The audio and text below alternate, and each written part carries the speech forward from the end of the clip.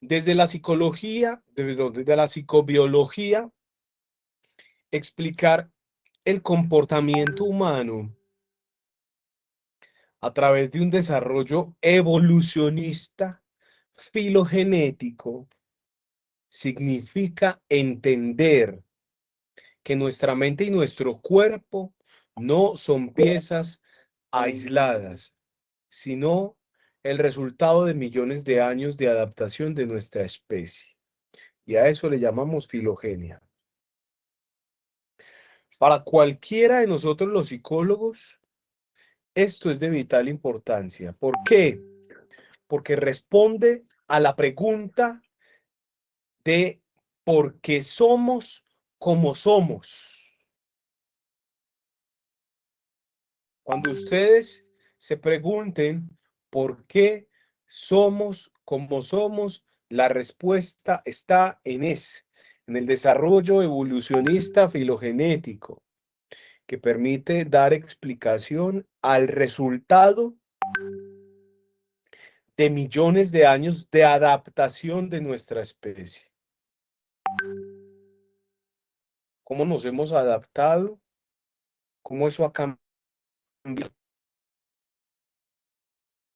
¿Cómo nos ha transformado? O incluso cómo ha permanecido más en el tiempo y qué tan conscientes somos de esa evolución. ¿Qué tan conscientes somos de esa evolución? De esas conductas. ¿Qué tan conscientes somos de las conductas que yo tengo? ¿De dónde vienen? O simplemente creo que son mías, ¿cierto? Porque esa ancestralidad, la tradición, la historia, es muy importante entenderlo. Entonces, importante, voy a escribir en el chat lo que voy hablando.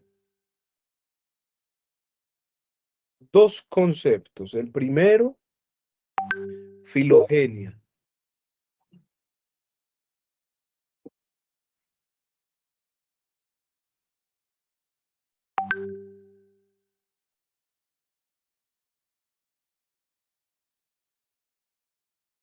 Filogenia, ahí se los escribí.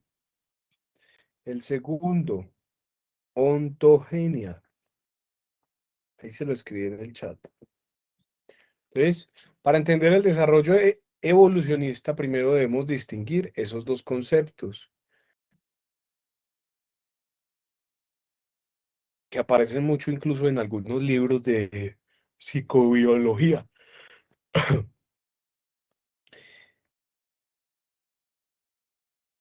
¿Qué es la filogenia? Es la historia evolutiva de la especie. Eso es filogenia. La historia Profe, evolutiva. ¿Quién habla? profe, qué pena interrumpirlo. Dale, Permiso, profe. dale, Profe, Jorge. usted me corrige en una cosa. Yo pienso que esas conductas que se eran puede ser como las costumbres de nuestra educación, como de nuestros padres, que nosotros Ay, heredamos no. esos comportamientos y las costumbres, ya sea bueno o malo, de la crianza. Esa puede ser la filogenia, ¿no? Pues pienso. Em, Eso es un discurso como tal, pero ese discurso ha generado conductas. De lo que habla la filogenia es que es la historia evolutiva, es decir, es lo que se queda genéticamente en nuestra especie. Se hereda a través de ese conjunto de valores o bienes culturados acumulados por tradición o por herencia. y determina muchas capacidades generales que tiene el humano. José, todos los humanos nacemos con la capacidad del lenguaje, ejemplo, ¿cierto? ¿Ustedes me están escuchando bien? Sí, Todos profe. los, gracias, todos los humanos nacemos con la capacidad del lenguaje, pero todos los humanos adquirimos un lenguaje diferente según nuestra tradición, ¿cierto? Incluso dialectos según nuestra tradición. Alexa, que es guajira, por ejemplo, tiene unos dialectos muy diferentes a los de nosotros los paisas y a los de Cecilia, que es de Bogotá, ¿cierto? O el Tolima. Ah, de Cali, de Cali, de Cali, ya. Y a los que son de otros lugares, del Tolima, de Bogotá, de los llanos orientales. eh, ese lenguaje, aunque sea la misma lengua hispana, es decir, que hablemos esta tradición oral española, tengamos el castellano como lenguaje, cambia en esas líneas dialécticas, pero se hereda, se heredó. Por eso yo les explico, les he dicho incluso en algunas otras clases, cómo esto que nosotros creemos que es tan nuestro, ay, que es que yo soy católico, que es que yo soy cristiano, que es que yo soy testigo de Jehová, que es que yo soy cristiano pentecostal, evangélico, mormón, soy de la Iglesia de los Santos de los Últimos Días, del Ministerio Internacional de Jesucristo, bueno, whatever. Eso usted lo heredó de la tradición y a uno le dice judíos, esa religión aquí. Claro, la migración, ¿no? La migración dejó muchas familias aquí, una tradición oral diferente, gitanos, árabes. En la zona de Barranquilla hay mucha cultura árabe, ¿cierto? Incluso en Venezuela también. En la Alta Guajira, profe, Maicao, Riohacha, hay bastante árabe. Y eso hace que las tradiciones sean para algunos diferentes, aunque no lo entienden a veces como del todo, como, ah, sí, yo tengo familia ascendente árabe, pero no, y lo único que les queda es el apellido según ellos, y no, realmente en la carga genética está hasta el comportamiento, cómo lo transforma la psicobiología. Acuérdense que cuando abrimos la clase, en la primera clase hablamos de qué es la psicobiología, y es el estudio de la conducta humana, ¿cierto? A través del ejercicio de la psicología en general. Entonces, la filogenia como primer concepto. Ahora, la ontogenia. ¿Qué es la ontogenia? Yo ya te voy a dar la palabra. Es el desarrollo de un individuo particular a lo largo de su vida, influido por su interacción con el ambiente. Pues la filogenia nos da el plano de la casa. ¿Cuál es la casa nuestra? La mía de Brian, la de Alexa. ¿Cuál es la casa? La de Cecilia, la de Luz Viviana, la de María Isabel. ¿Cuál es la casa? El cerebro, ¿cierto? Esa es la casa. Entonces la filogenia nos da el plano de la casa, del cerebro. Y la ontogenia es cómo se decora y se vive en esa casa. Es decir, todos mis aprendizajes personales.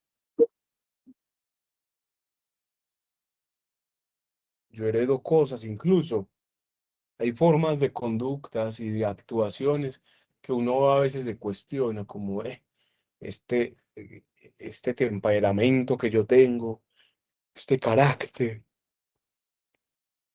Y uno pone a ver al papá y es uno igualito al papá. Muy Y cierto, la profe. mamá, y la mamá, y la mamá le cuenta a uno, la mamá, los abuelos, los hermanos del papá, ¿sí? Le cuentan a uno un montón de historias de cómo el papá tenía un temperamento así rayado, pero a uno no le tocó eso, ¿cierto? Quizás a uno no le tocó eso. Por ejemplo, en mi caso, a mi hermano, siendo niño aún, le tocaron más cosas que lo que me tocó a mí. Cuando yo conocí a mi papá, ya había hecho su conversión religiosa. Entonces su vida era una cosa completamente diferente a lo que quizás yo vi antes de eso, o lo que recuerde. O sea, yo solo recuerdo a mi papá como un tipo muy tranquilo, muy Profe, respetuoso. Sí, ya voy. Pero entonces luego pasa esto de por qué yo, mi cerebro, mi biología, mi genética, actúa de ciertas formas, porque yo tengo estas conductas, y ahí es donde te enteras que vienen a través de esa herencia, a través de las cargas implícitas en la genética, ¿sí? Pero que luego está la ontogenia y entonces te dice que a través de los aprendizajes, que es lo que nos quiere decir también la psicobiología en este estudio, es a través de los aprendizajes yo puedo modificar mis conductas. ¿Por qué? Por una cosa que yo creo que les he repetido mucho esta semana a los que han estado en clase esta semana conmigo, y es, para las neurociencias, aprender significa cambiar el cerebro. Es decir, aunque yo tenga unos patrones genéticos y hereditarios que determinan ciertas formas de mi conducta, ¿ya? Eh, yo puedo modificarlas. Es decir, si bien yo heredé ese genio tan impresionante de mi papá, yo también a través de terapia, de manejo y control, gestión de emociones y demás, puedo modificar esa manera reactiva que haya heredado de alguien. ¿Sí? Entonces doy la palabra a tres personas: Joyce, Alexa y Dayana. Joyce, en Profe, ese buenas tardes, compañeros. ¿qué Profe, más? en este tema de la filogenia también abarca los patrones que tienen, por ejemplo, hijos que adoptan los malos hábitos de los papás. A veces vemos que estuvo en la cárcel y vamos a ver que el papá estuvo en la cárcel, luego el hijo entra a la cárcel, luego el nieto entra a la cárcel por temas muy relacionados que todos lo llevan. Entonces, eso también abarca ahí cuando uno empieza como a que es un patrón que sigue y sigue y no solamente con eso, por ejemplo, vemos que a veces, ay, que el papá es delincuente y el hijo se volvió delincuente o la mamá hace esto y también se volvió esto, eso también influye mucho. A ver, yo creo que a ver, alguien que dé la respuesta que doy en estos casos. Y usted en este que no caso se diría puede que puede diagnosticar. pasar varias partes. Exacto. Puede pasar, ¿cierto? Pueden pasar, que puede ser un factor que se pueda tener en cuenta en un proceso evaluativo de un paciente. Hay que hacerlo, ¿ya? Eh,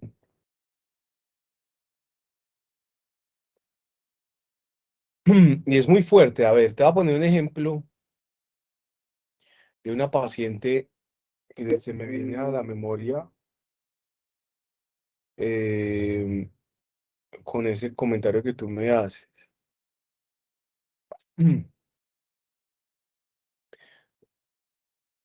Dos mujeres de la misma edad,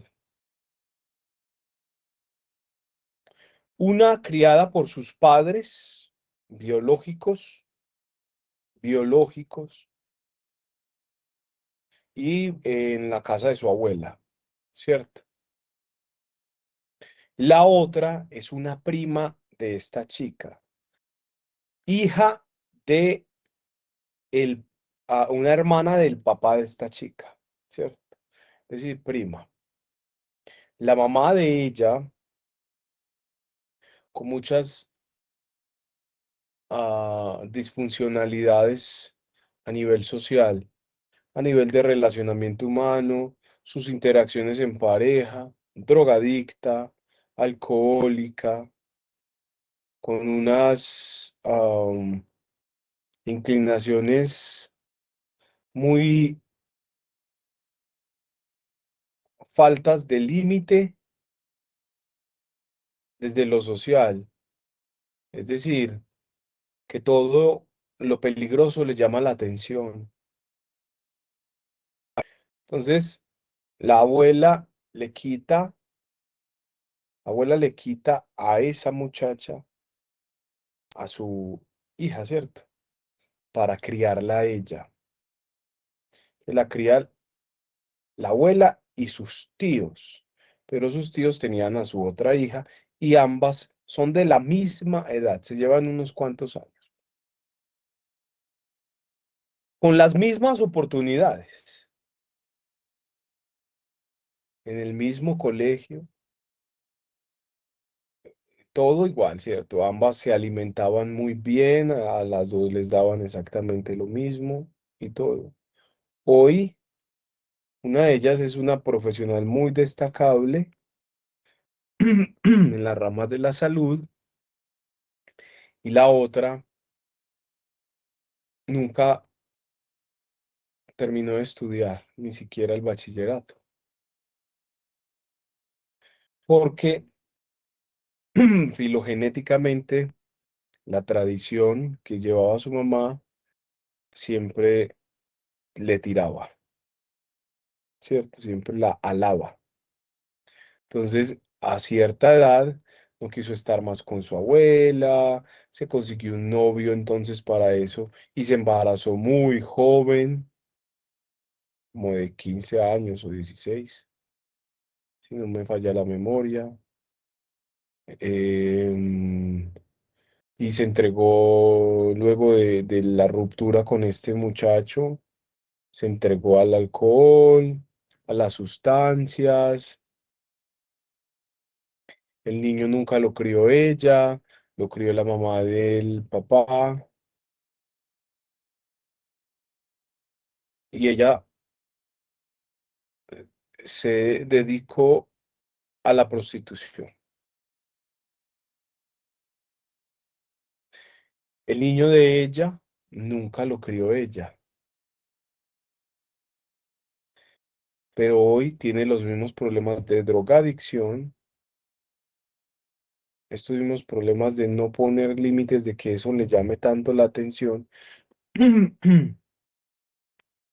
aunque ambos económicamente, por ejemplo, la abuela y sus tíos de esta señora de la que estoy hablando, tenían una buena posición económica, ¿no? Y les daban lo mejor a ambas, como si fueran hermanas y no, y eran primas. Cosa que no hacía la mamá de esta chica, porque la mamá sí vivía en un contexto muy diferente. La zona de la que vivía es un área de Medellín de alta tolerancia. Y claro, eso tiraba. Lo mismo le pasó al hijo, el hijo con una muy buena posición económica, pero hay algo muy importante en todo esto que estoy enunciando y es que aquí hay una herramienta muy fuerte para el trabajo con los pacientes. Por eso les decía desde siempre, mente y cuerpo funcionan en una interacción constante. Y en esa interacción constante nos implica literalmente poner mucho foco sobre todos esos factores históricos que acompañan la vida del sujeto que muchas veces no los hace consciente. ¿Por qué yo tengo este tipo de tendencias? De hecho, conozco la historia de mis padres, de mi familia, de mis ancestros. ¿Qué pasa ahí? Y ahí vuelvo y les digo, mire cómo es de fuerte esas cargas genéticas, cómo son de fuertes en la vida y en la construcción de un sujeto que muchas veces actúa sin darse cuenta. Y esa es la tarea de nosotros como psicólogos, ayudarle al paciente a ser consciente. No es que yo lo voy a hacer consciente, es que él se va a ir haciendo consciente a través de las herramientas y estrategias que adquiere. Ven,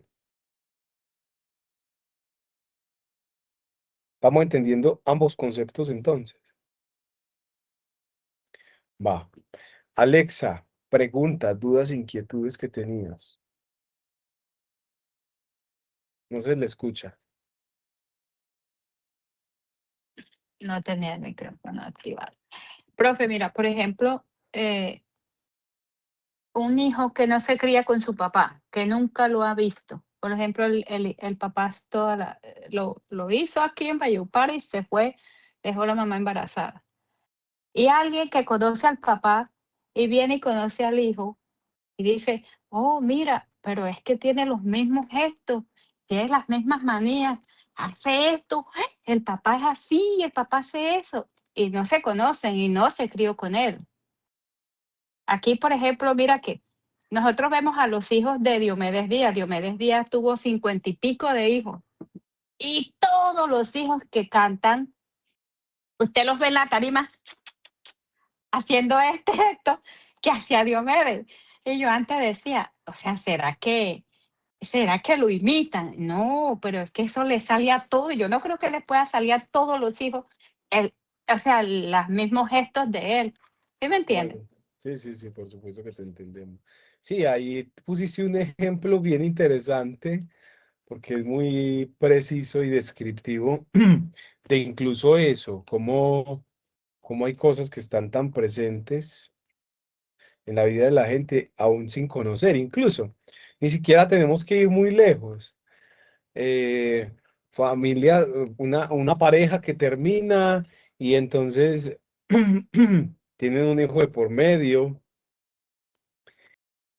y la mamá dice, ay, por fin y por fortuna me desligué de ese hombre, ¿cierto? Y el nene o la nena es una fotocopia. Claro, es como que al final esto a la genética nos da cuenta de que aunque tú te quieras desligar de eso como mamá, se te es imposible desligarte porque forjaste y formaste un hijo que lleva tus cargas genéticas y las de otro. Y eso en algún momento empieza a ejecutarse.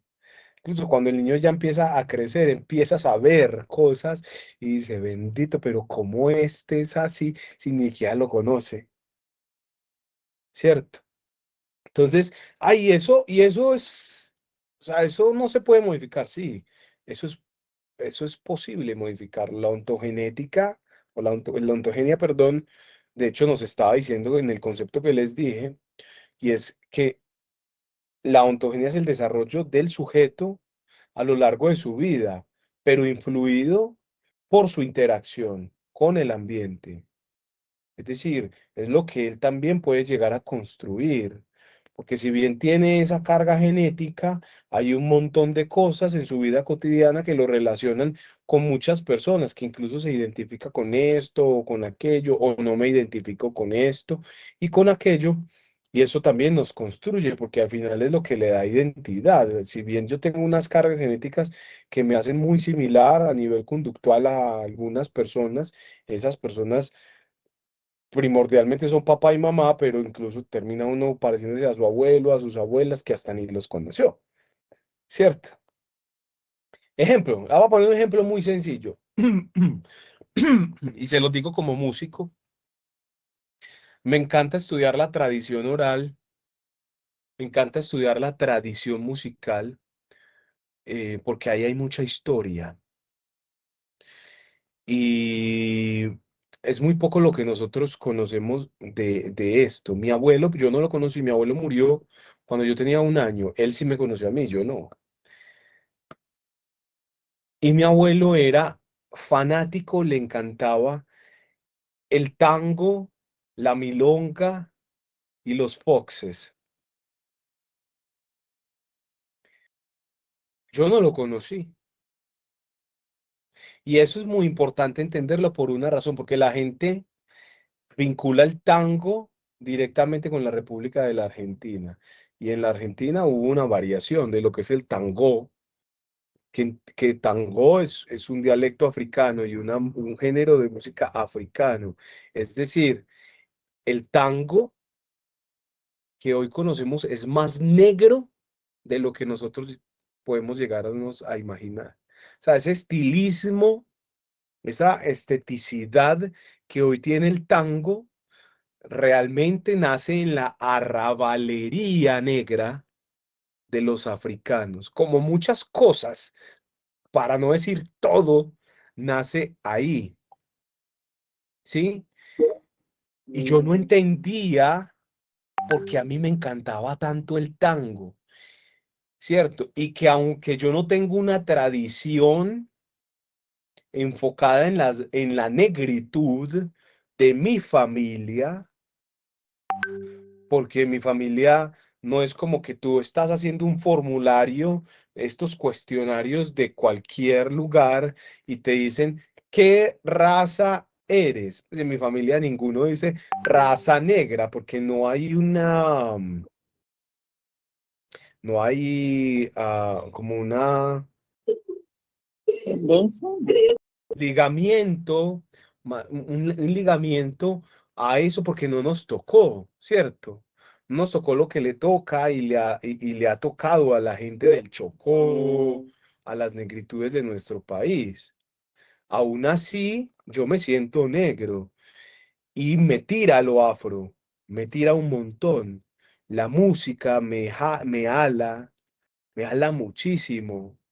Y por eso hablaba del tango. Yo decía, ¿pero qué? Claro, a mi abuelo le encantaba y a mí me encanta. Y me encanta desde eso, desde estudiar de dónde nace, de dónde viene, qué tradición.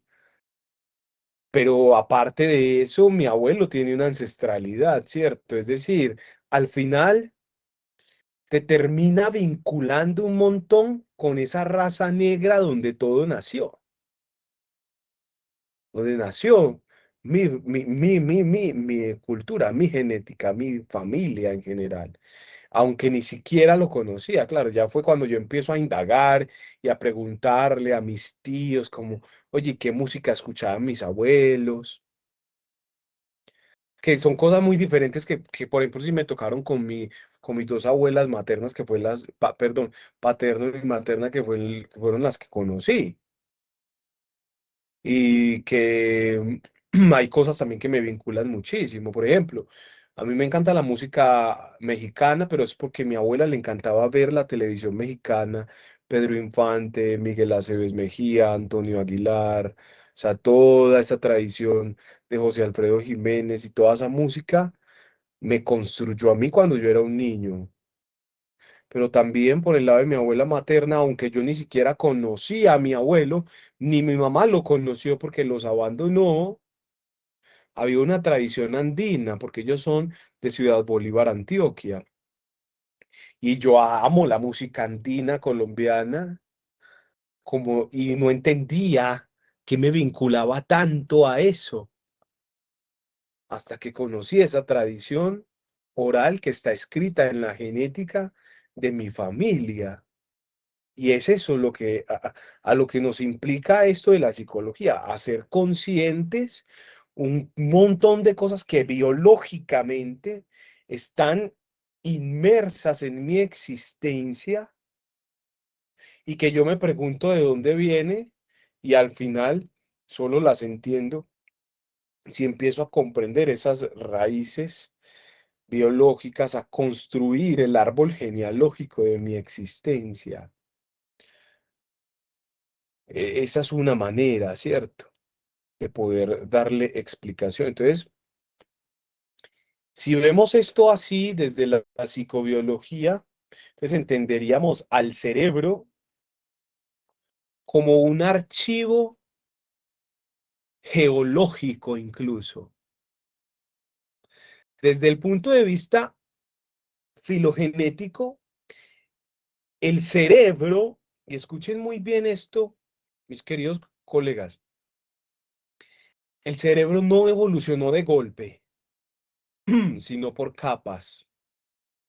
Esto explica incluso por qué a veces nuestra biología choca con la vida moderna. Es un montón de cosas que creo que ya hemos visto en otros espacios académicos, ¿cierto? Como la modernidad a veces nos cuestiona, aunque hagamos parte de ella y aunque nos gusten ciertas cosas, las cuestionamos. Y yo les he dicho, si yo tengo este celular y mi hijo lo coge, él, aunque no se sepa los números, lo sabe desbloquear. Que para desbloquearlo necesitaría o mi huella dactilar o saberse el código con el cual lo desbloqueo. Y él no conoce los números, pero conoce cómo está codificado el desbloqueo de ese celular. ¿Sí me explico? Cosa que no nos pasó a nosotros. Yo les decía, cuando aprendimos a manejar, mire, este mouse es inalámbrico, ¿cierto? Y es óptico. Yo no tuve, en mi primer mouse no fue así. Era un mouse con una bola aquí adentro, que había que sacarla y limpiarla con cierta frecuencia, porque si no se pegaba. ¿Sí o qué? ¿Se acuerdan de eso? Y uno le hacía al mouse para acá, y Hay uno le una hacía al mouse. metodología que escribieron dos personas, Brian Moran y Moringan, que ¿Qué? Y tú le hacías al mouse así para un lado y la flecha iba para allá y si le hacías para acá como que controlarlo desde la kinestesia era muy complejo al principio.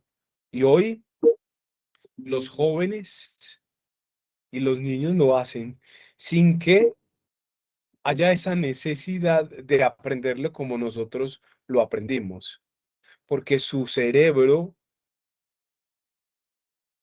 como lo decía aquí, la filogenética nos permite entender que el cerebro no evolucionó de golpe, sino que por capas. Entonces, lo que para lo que fue para nosotros evolucionar ese cerebro, ya los cerebros nacientes nacen evolucionados y les tocará otros tipos de evoluciones. ¿Sí me explico?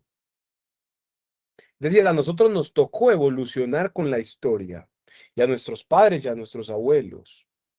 Pero también lo que vivieron nuestros abuelos no fue lo mismo que vivieron los padres. Ese cerebro evolucionó y cuando nosotros nacimos, nos adaptamos a esa forma en la que el cerebro estaba instaurado en ese preciso momento en esa sociedad. Y ha venido evolucionando y adaptándose a esta realidad. Ahora los cerebros nacientes se adaptarán a la otra forma en la que ese cerebro evolucionará. ¿Sí? Pero es la única manera de poder biológicamente explicar cómo tantas cosas que empiezan a aparecer nos empiezan a cuestionar, ¿cierto? Ah, es que los muchachos de ahora no les gusta es nada, a mí como me tocó, yo no sé qué, yo no sé. Claro, es eso, esta explicación que les acabo de dar, lo que nos ayuda a dar forma descriptiva a lo que sucede a nivel conductual. Y entonces, dentro de ese archivo geológico se encuentran las estructuras ancestrales. Compartimos el tronco encefálico, que incluso en algún momento se los dije, con reptiles y aves. Nuestro cerebro ancestral, ¿se acuerdan que yo en algún momento les dije? Se le conoce como cerebro reptiliano, ¿cierto? Al tronco encefálico y al cerebelo. Entonces, compartimos eso con los reptiles y con las aves, solo que nosotros evolucionamos. ¿Por qué digo que lo compartimos? Porque es ahí en el encéfalo, en el tronco encefálico, perdón, y en donde se producen las funciones básicas de nuestra vida. Respirar, ritmo cardíaco, ¿cierto? ¿Acaso eso no lo hacen las aves y los reptiles? Pues compartimos eso. Compartimos también, perdón, voy a hablar ahora del sistema límbico, porque esos dos serían las estructuras ancestrales que están presentes y que han venido evolucionando. Entonces, el sistema límbico aparece ahí con un cambio, y es que es el que compartimos con los otros mamíferos. El sistema límbico lo compartimos con los otros mamíferos, permitiendo las emociones y el cuidado de las crías. Es la base biológica de la motivación y el afecto en psicología. El sistema límbico, que ya lo hemos visto incluso en otras clases, ¿cierto? Por eso mamíferos como los delfines, las ballenas incluso, tienen unos comportamientos emocionales muy parecidos a los nuestros, ¿cierto? Y esa tercera parte del archivo geológico, el neocórtex. Ese se lo voy a escribir porque es más difícil. Neocórtex. ¿Qué es el neocórtex?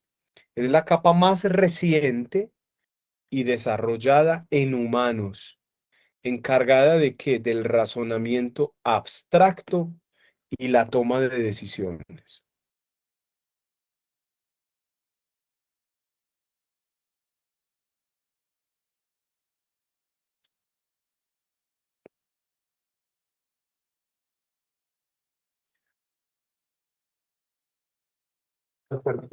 ¿Me puede repetir qué es, por favor?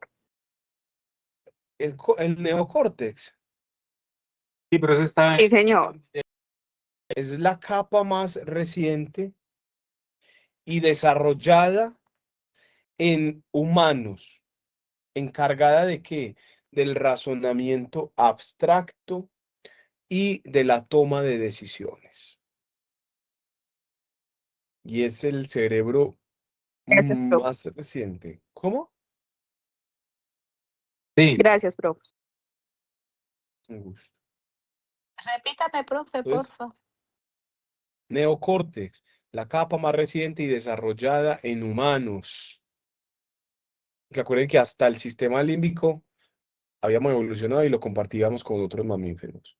Pero ya en el neocórtex es la capa más reciente y desarrollada y la que se encarga del razonamiento abstracto, es decir, de poder pensar, de hacer cognición, pero aparte poder tomar decisiones a través de esa cognición y del lenguaje. Entonces, en psicobiología, cuando analizamos un comportamiento, el miedo a las serpientes o la preferencia por los dulces, ejemplo. ¿Qué hacemos? Buscamos las causas lejanas, es decir, la filogenética,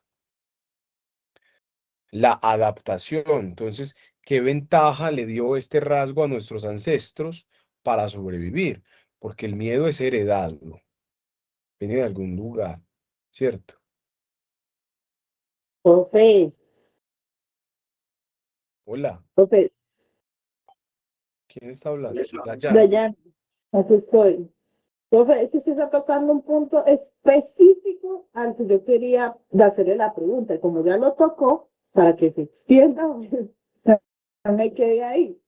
Porque usted me está diciendo que el miedo es heredado, ¿verdad? Entonces, yo me vi hace tiempo un documental que era como una especie de estudio que le hacían a unos ratoncitos, donde los metían a una jaula y cada vez que sonaba una canción les daban choques eléctricos, ¿verdad?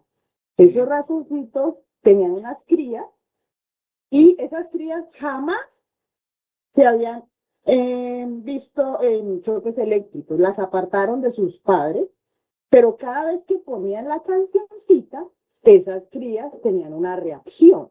Por eso específicamente yo quería preguntarle, porque pues tiene que ver parte con la filogenética. Si los humanos tenemos ese mismo problema, de esos temores o esos problemas de miedo, puede ser la carga genética que traemos de nuestros padres. Ni siquiera solo de nuestros padres, Dayana, de nuestros ancestros. Creo que fue en la clase anterior que les puse el ejemplo del tiburón. ¿Quién ha visto un tiburón? Así, en persona, face to face. Y todos le Nunca. tenemos miedo, todos le tenemos el miedo al tiburón. A ver, con este ejemplo que te estoy diciendo, por ejemplo, las causas lejanas de la conducta son filogenética. Hay que buscarlas. El miedo a las serpientes o la preferencia por los dulces que los salados. Entonces, si yo busco causas lejanas, podría preguntarme cosas como ¿qué ventaja le dio este rasgo a nuestros ancestros para sobrevivir? Adaptación. Ahí hay adaptación. El miedo que hacía, había una respuesta por una razón particular. Ve, como no existían sino medicinas ancestrales, es que el cuerpo y el cerebro han evolucionado hace tal punto de que la química también ha sido necesaria que evolucione para que el cuerpo pueda funcionar, si no, no funcionaría. Pero en ese tiempo no habían sustancias químicas, había medicina ancestral. Entonces, como había la medicina ancestral, realmente el cuerpo tenía anticuerpos que respondían para poder adaptarse a eso. Entonces, ¿qué pasaba cuando una serpiente, por ejemplo, mordía? El miedo El miedo que el humano sentía era el que ayudaba a evitar la muerte. La muerte a causa por ese veneno. Entonces es una respuesta que el humano empezó a generar biológico, cognitivamente, para poder sobrevivir. Y como eso ya estaba presente e instaurado en esa biología, aunque ya haya química, nuestro cuerpo aún siente miedo, pero es porque nació en algún lugar con nuestros ancestros. Denme un segundo, chicos, porque yo tengo otra clase y estoy mirando por aquí y no se han conectado.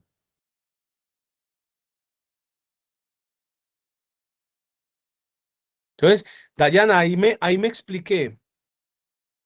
Incluso el ejemplo que tú pusiste es el ejemplo más claro de la investigación científica a través de animales, ¿cierto? El estímulo-respuesta, la condición dada para poder entender la conducta a través de los animales, pero en humanos. 6, 7. Sí, yo tengo clase, chicos. Eh, pero va.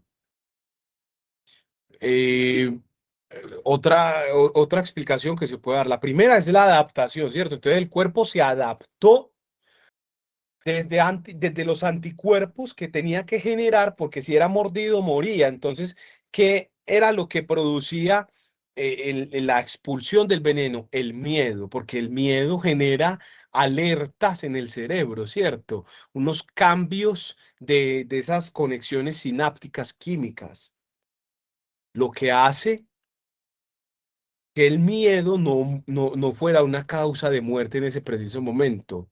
Esa adaptación fue la que generó el miedo. Entonces, segunda causa de la conducta, a modo de lejanía, a modo de filogenética, la selección natural. Es decir, los individuos con cerebros capaces de aprender rápido estas conductas sobrevivieron más y pasaron sus genes a la siguiente generación. Repito, los individuos con cerebros capaces de aprender rápido esa conducta que acabé de decir del miedo, porque quien no aprendía a sentir miedo, ¿qué le pasaba? Se moría porque no había medicina que curara eso. Era el miedo la respuesta. ¿Qué pasa? A ver, cuando tú sientes estrés, ya lo hemos hablado, el balance de algunos neurotransmisores empieza a cambiar, ¿cierto? con la ansiedad, se eleva el cortisol. Lo mismo pasa o pasaba en ese tiempo con el miedo, ¿cierto? Y al elevarse las sustancias químicas hacían que los anticuerpos ayudaran a que las personas no murieran por eso, pero no todo les pasaba, por eso les hablo de selección natural. Quien no aprendía a sobrevivir a través de eso, moría. El que sí, sobrevivieron más y transfirieron esas cargas genéticas a la siguiente generación. Aptitud, con P, aptitud inclusiva. Es decir, no solo sobrevivimos nosotros, sino que ayudamos a nuestros parientes a sobrevivir para preservar el linaje genético, que de alguna forma es lo que hoy en sí, hoy genera tanta angustia en muchas personas sin ser conscientes, oigan muy bien, sin ser conscientes. Cuando un hijo le dice al papá o a la mamá, soy gay, lo que está sucediendo dentro de ese cerebro, aparte de los discursos discriminatorios y de rechazo que se producen alrededor de la sexualidad por diferentes instituciones, aparte de eso, lo que sucede en ese cerebro es que el papá está sintiendo que ese linaje genético no va a trascender, ¿cierto? ¿Sí me explico? Y eso es lo que más dolor le produce a un papá, porque no se va a replicar esa genética. Eso entendido desde la ancestralidad, desde la filogenética, pero entendido desde la psicología social sería lo que les dije, cómo los discursos sociales modifican las conductas de las personas. Es decir, si yo soy católico, no sé qué, eso no se puede, eso es pecado, ¿cierto? Pero desde la filogenética, la respuesta conductual es otra. Entonces, la aptitud inclusiva es que no solo sobrevivimos nosotros, sino que ayudamos a nuestros parientes a sobrevivir para preservar ese linaje. ¿Para qué le sirve esto al psicólogo? Entender la filogenética permite comprender que muchas patologías o conductas, que acuérdense que son dos cosas diferentes, una cosa es conducta, otra cosa es patología, son mecanismos evolutivos, pero mecanismos evolutivos desajustados. Ejemplo, la ansiedad es un sistema filogenético de alerta, de huida o lucha constante, que era útil frente a un depredador. Claro, yo me mantenía alerta y ansioso pero que hoy se activa ante un examen o un correo electrónico. Porque la evolución se ha adaptado a tal punto de que vos vas caminando por la calle y no te encontrás un león,